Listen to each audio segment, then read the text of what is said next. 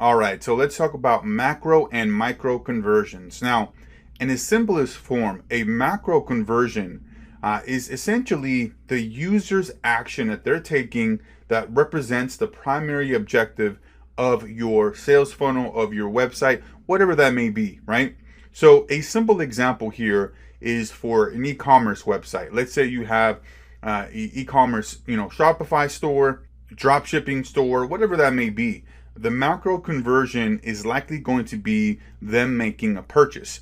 Just like we were looking at the macro version of our sales funnel in the top of funnel, middle of funnel, and bottom of funnel, the ultimate intention is when somebody goes through our sales funnel, right, is to get them to purchase a product or service. And that's what the macro conversion is really about. Now, the micro conversions, this is where we're actually getting people to, move and take an action at each particular stage. So let's say if somebody, submits their information to download the lead magnet, that's a micro conversion. It's the individual steps, right? That critical path towards reaching that ultimate sale of a purchased product or service, right?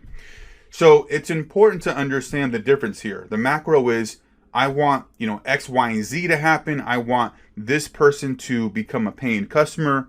The micro conversions are simply the steps necessary, the individual or whoever it is that they're taking to get to that actual purchase, product or service.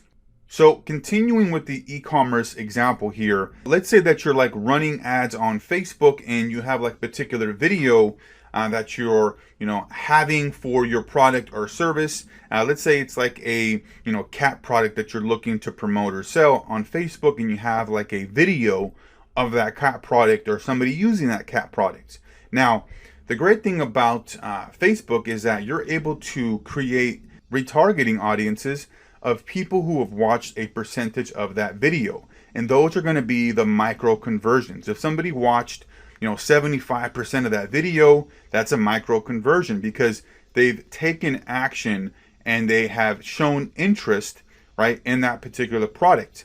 Now, if somebody watches it 100%, I mean, they are taking a micro conversion, but it's a lot more valuable micro conversion, because if somebody is spending their time watching a video for 100% of the time of its entirety, right, then they're going to be a hot prospect. So any particular step that somebody takes through your sales funnel that doesn't include the overall, ultimate goal of a purchase is going to be a micro conversion.